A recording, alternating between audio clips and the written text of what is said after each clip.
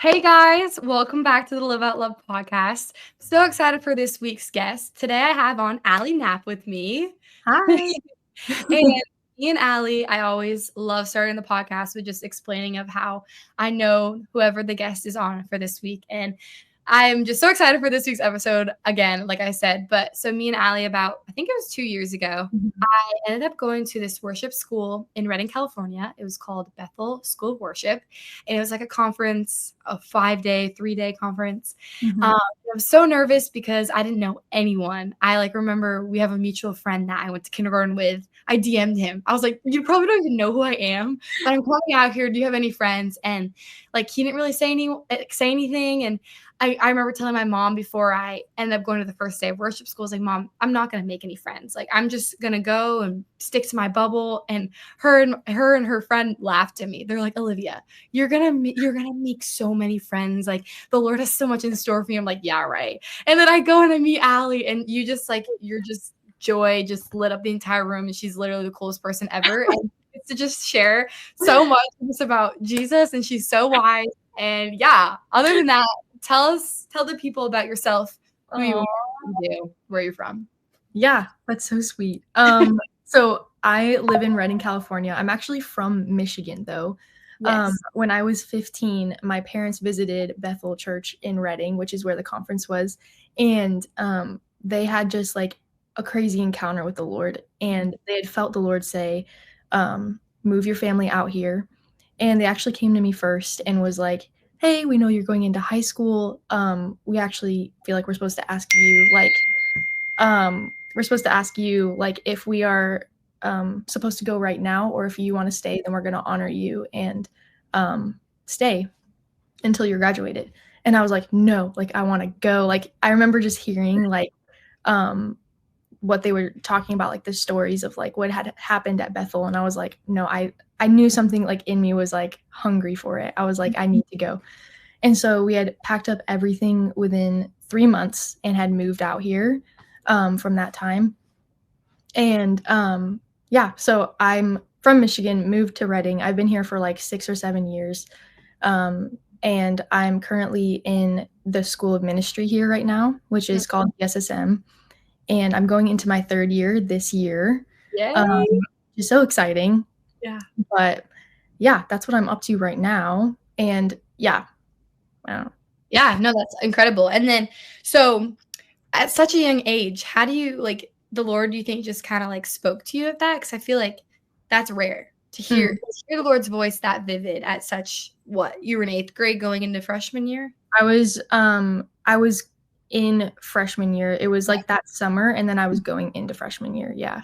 Yeah, that's crazy. That's so cool that at that young age. And we have a similar story because I've told you when I moved from Maine to South Carolina, I moved before my senior year of high school, and my parents came to me and they're like, are you okay? And my motto after that was you can't grow in the comfortable. I just gotta go. And it's just really cool to see other people stepping out of their faith out of such a young age and just going where the Lord tells them to go. Yeah. And then, so you went to high school in Redding, and then can you maybe share a little bit about, did you go on some missions with, I remember you kind of explaining this when I saw you. Yeah. Will you explain about that? About my experience in missions? What was it called? It was called something.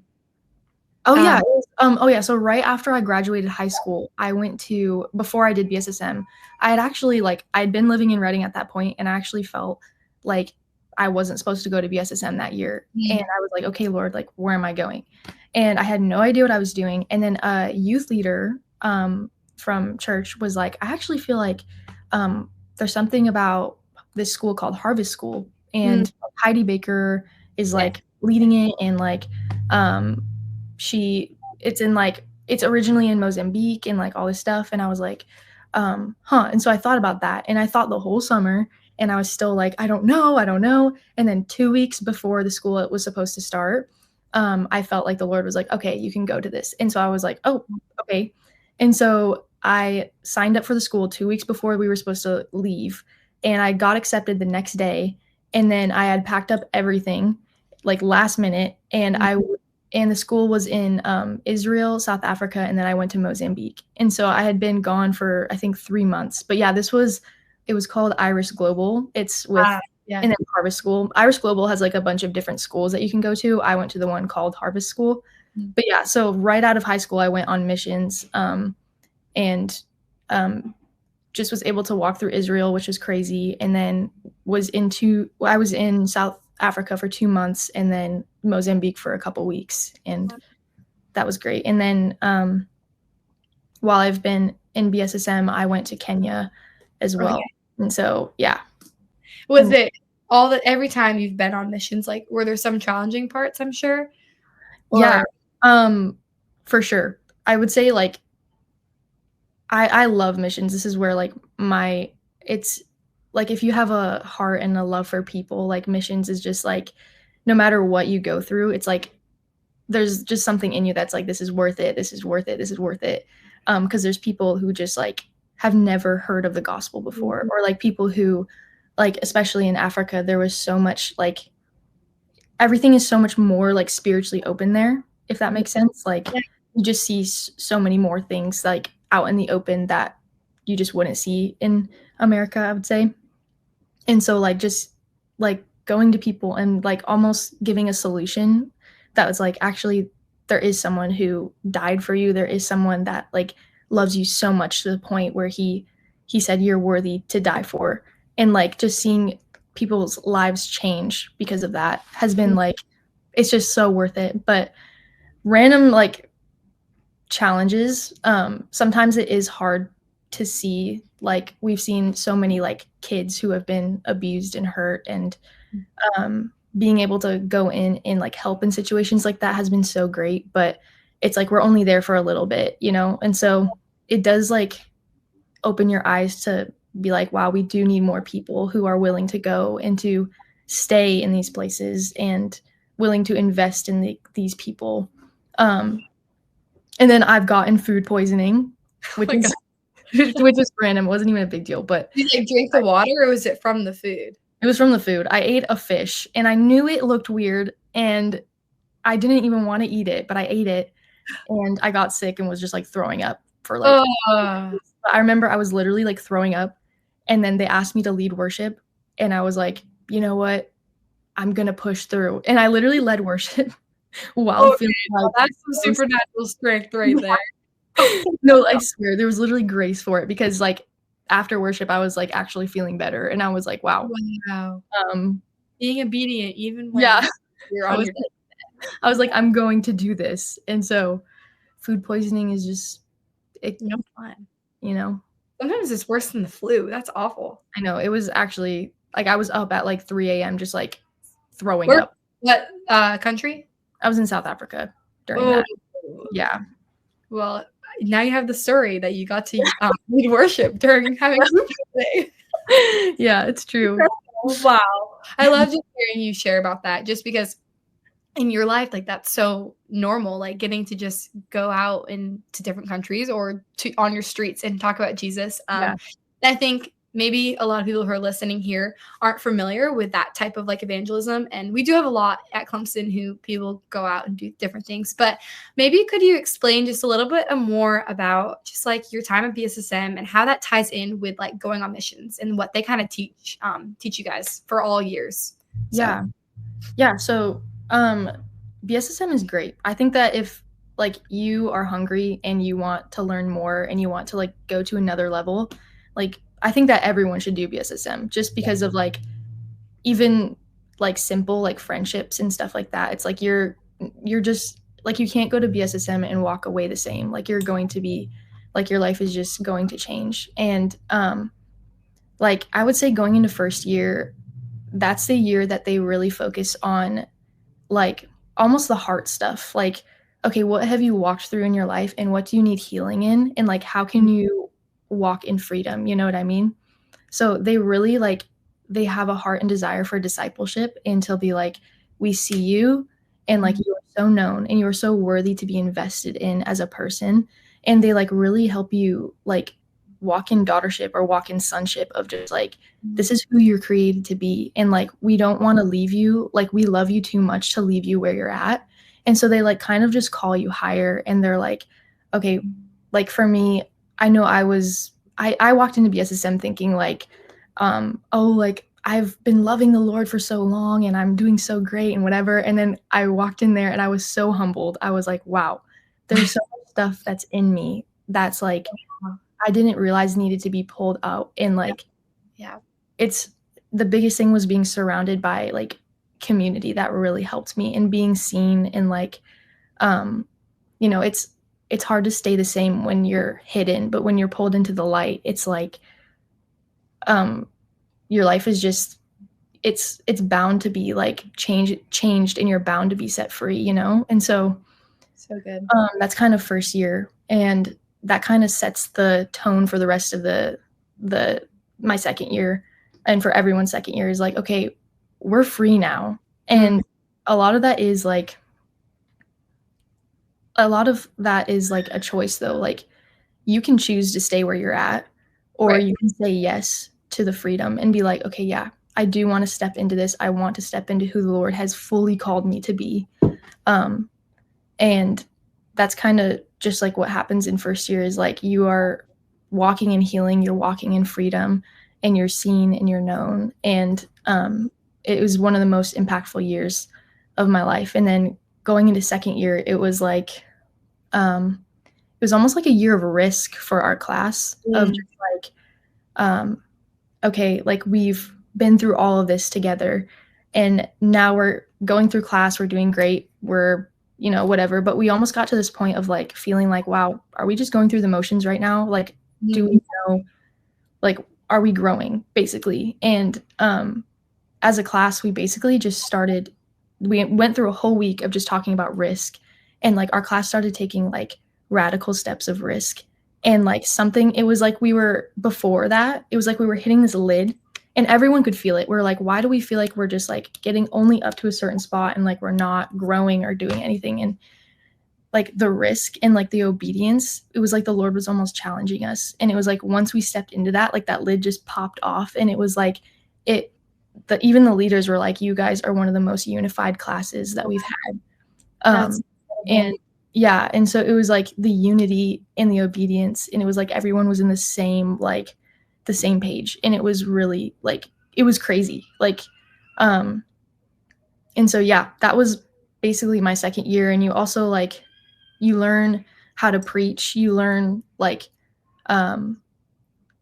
once again, like BSSM is the perfect mix of just like you're learning, and you're also like, there's so many opportunities to take risk and to step out, but you can, like, the dangerous thing is like you can choose to like stay hidden and stay back and be like, like, oh, I'm just gonna stay, like, go through the motions of like staying in my seat, not really doing anything, not really getting to know people. But I'm like, if you decide like, okay, I am made for this, I'm made to step out, and I'm made to take up space. Like, someone told me, they're like, Allie, like, you know that you're worthy to take up space. And I was like, I had this belief that I was like, I'm just gonna let other people like go forward and like take the lead, you know? Yeah. But it took me like 2 years to realize like, okay, Lord, this is a common thing that you're telling me to take up space, use your voice. And I realized like, wow, it's been the only thing that's been holding me back is me. Like, I've been like being humble, but really it was false humility, and that's pretty much pride. You know what I mean? Yeah. Wow. So, like, under that revelation of like, okay, I've actually not been humble. Actually, what I'm doing is like almost hurting the Lord's heart, because I'm not saying yes to what he's been calling me to do, and like his heart for me. You know what I mean? It's like a dad who's like, I know that there's so much better for you, but you're not like seeing it. You know what I mean? And so that's kind of just the revelation that I've had for myself. And so good. So yeah, second year was great. And then third year is more of a mentorship of like, you are under somebody in the church. You can also do third year in a different country for missions if you decide to do that. So I know one of my friends is doing third year, I believe in Kenya, where we went. And so you can be under like a leader there as well.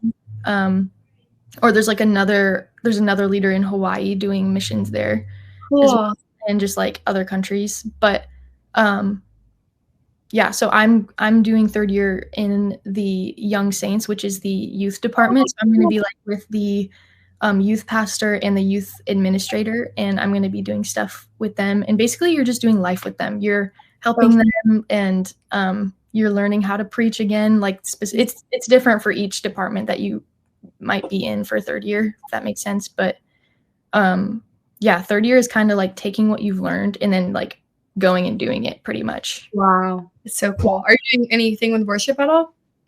Actually, this Wednesday is worship auditions for third year. So Yay! yeah.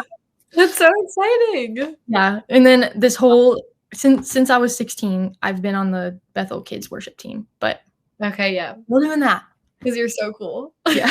I love it.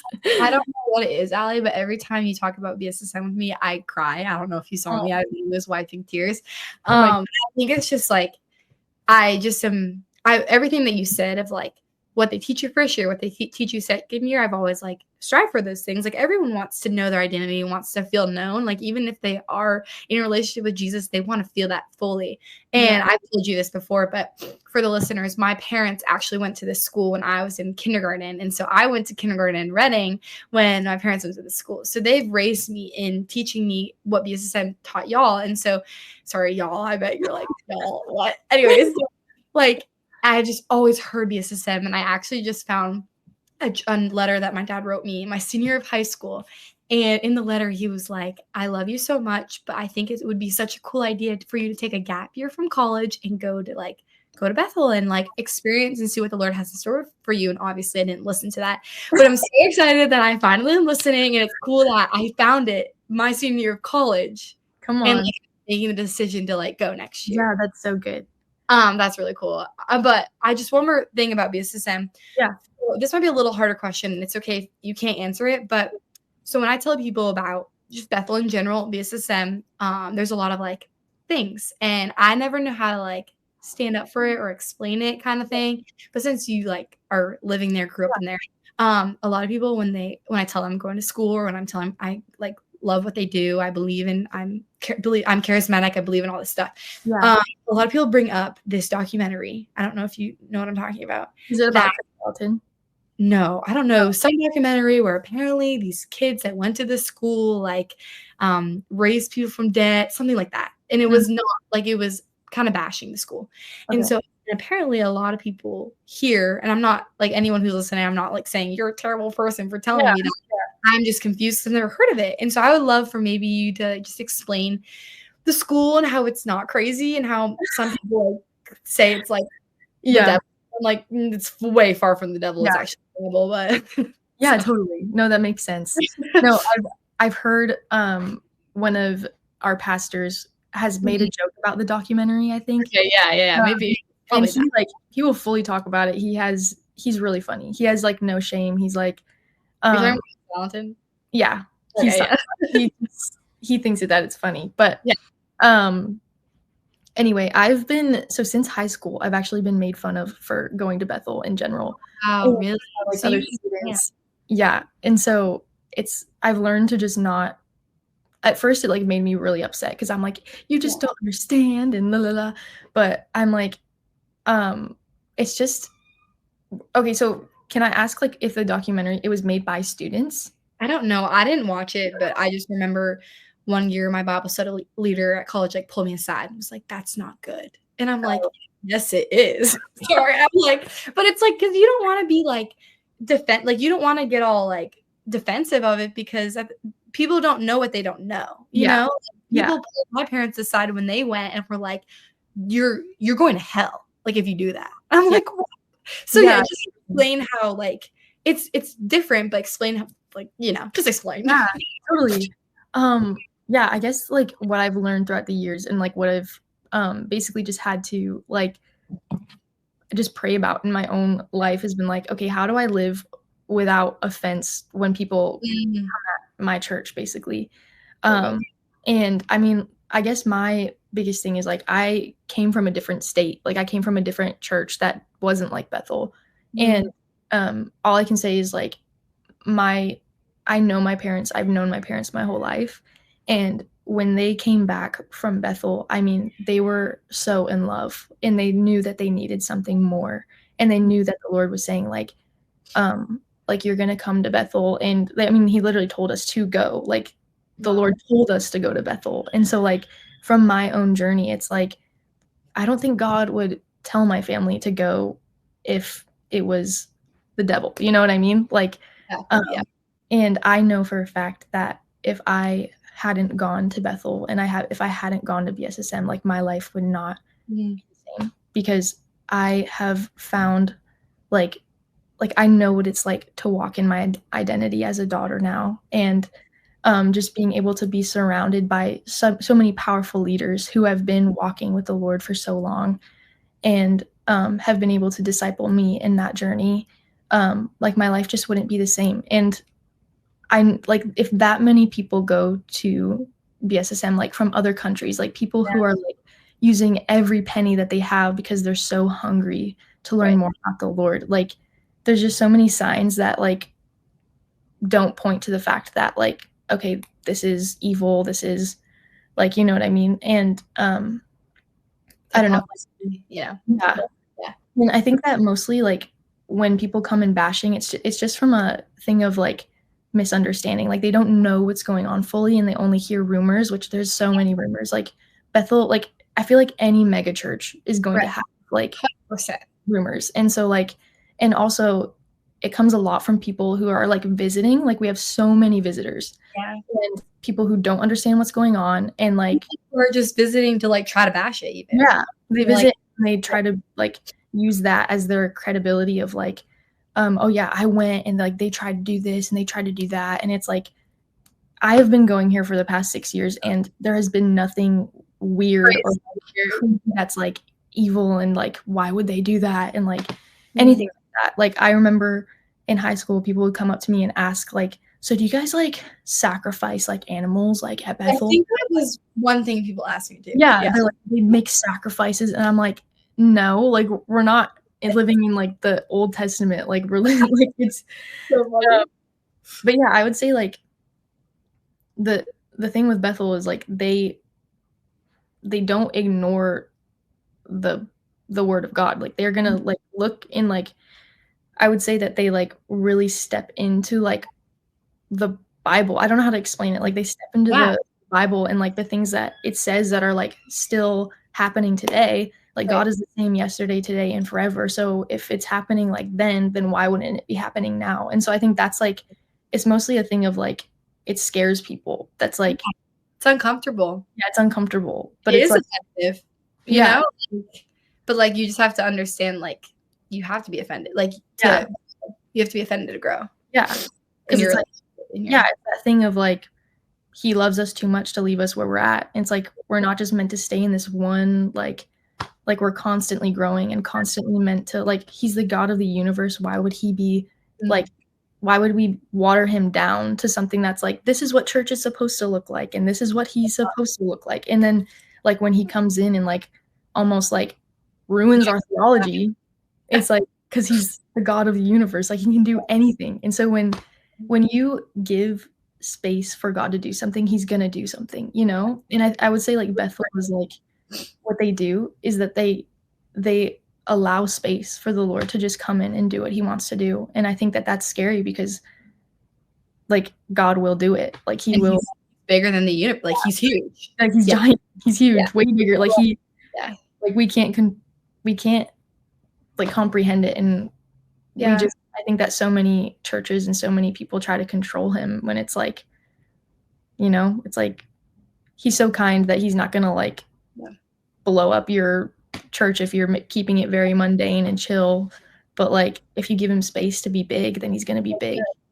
That's so good. That is such a great advice just because whoever is listening, like, I just encourage you to literally just ask him to do big things. Ask him Mm, to make room in your life, to go out and, like, he isn't in a box. yeah, Actually, the cool thing of my dad told me when he came home from when he went to BSSM, mm, he went to my grandpa, and he was like, "My grandpa's he's an amazing man, yeah, a very, like, a rule follower," and I think my whole family is they're rule followers, whatever, and he yeah, was like, "Hey, dad, if the Holy Spirit told you to smoke a cigarette, would you do it? And he was like, no, like, what are you saying? Yeah. And my dad's like, what? And then my grandpa like caught himself. He was like, wait a second. Like, I would, but would he do that? And like, it was a really cool analogy, which I don't know if like maybe a pastor taught my dad that analogy, but like when my dad told me that of like, he like the Holy Spirit can do the craziest things, but you just have to let him. And he could literally tell you to go do go smoke a cigarette, go smoke it. That's what he's telling you. My friends that they're like, that's weird. Like, no, he wouldn't do that. And I'm like, I don't know what the Holy Spirit's going to tell you to do. You just have to go and listen when he tells you to do crazy things. Yeah. My another point of you've kind of brought this up of like taking risks. Do you have any advice for maybe people who haven't experienced something like that to go and take risks to tell the gospel about people? Also, maybe adding in like how they can see like the golden people too. I know y'all do that too. Totally. Yeah, when it comes to taking risk, I I have so many like stories, I feel like, of just Can you taking share? Yeah, I would say okay. The biggest thing that I would say is like if you're feeling like almost a pressure or a weight to do it, I think that you need to take a step back and kind of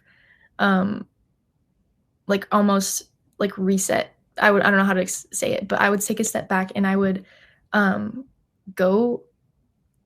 The biggest thing is like reading your word and almost falling in love with who you're reading about, if that makes sense. So good. Yeah. Like, you're just like doing it just to like do it and like almost following like rules that you feel like you have to follow. Like I feel like you should take a step back. And like the reason why I fell in love like with the Lord, like I feel like he touched my life and I was like, wow, like other people need this. And it was because of that like encounter of just like, oh my gosh, like I've never felt this much love in my life. Like I need to tell other people about this. Like you're almost overflowing. And I would say like if you're like I don't know, like there's like the Bible even says it. It's like you need to get filled up on the word or else it's going to be like you're spiritually dry. You know what I mean? And it's like you need to feed yourself. You need to feed yourself so that you're at the point of overflowing. And when you're at the point of overflowing, you want to tell people. Like it's not something that's like scary anymore, if that makes sense. Like, yeah, you can get scared for things, but like it's not something that's like overwhelmingly like, I feel like I have to do this thing, but like I'm too scared to do it and I don't know how to get out of it. It's like this thing that's like when you're in love and you find the love of your life, it's like you're going to put a ring on it and you're going to show everybody like, look at who I'm married to. You know what I mean? It's like that thing of like, you're so in love that you're unashamed to tell anybody. And like, it happens naturally. Like I still like, obviously to this day, like it almost like happens, like it, like people fall into my lap almost of like, I'll be in the grocery store and like just be talking to people and just like having a regular conversation of like, oh, like, yeah, like today I did this or whatever. And then like something will like shift the conversation of like, yeah, like yesterday my like dad died or like something like that. Or that's just like I'm like feeling really like I have this situation going on and I like don't know what to do about it.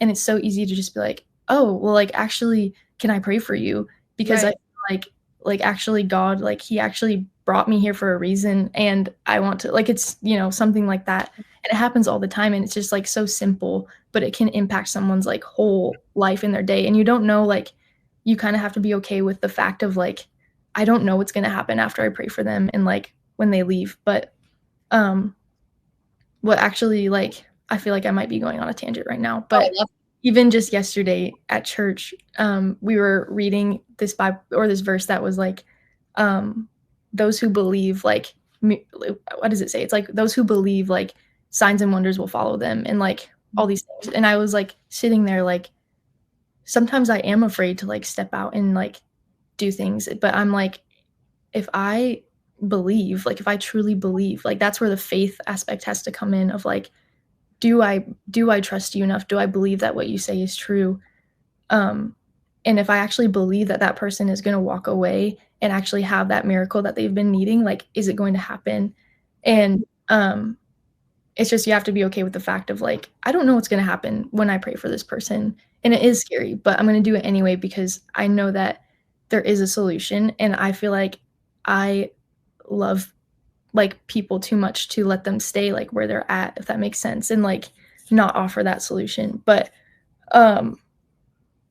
yeah, and so when it comes to like seeing the gold in people, like I feel like a prayer that I've always prayed when I especially like I feel like the Lord has given me such a heart of compassion as well, of just like always seeing the best in people, which is like a blessing and a curse sometimes. But I feel like a prayer that I have prayed has been like, God, give me your eyes. Like, let me see what you see in this person. And I feel like that has helped so much. And it's like, even when you come across people who like almost like loving your enemies type thing, Yeah.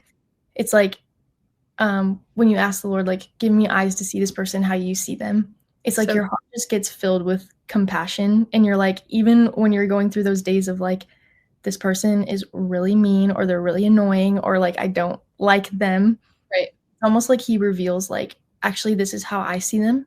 And even for me, like when I've asked that, like, okay, God, give me eyes to see like how you see this person, it's almost like he gives a glimpse of like what they might be feeling or what they're going through. And it's like, oh, okay, like actually it's not necessarily their fault that they're like acting out like this or they're acting like this. It's actually like something else that's going on in the Right. background that we don't always see. And so like we don't always know what's going on in people's lives. And so I don't know. I would say like seeing the golden people is really like you kind of have to see past something sometimes and really look at the Lord's heart for them, which can be hard sometimes, but Wow, no, that was really good. yeah. Very good advice.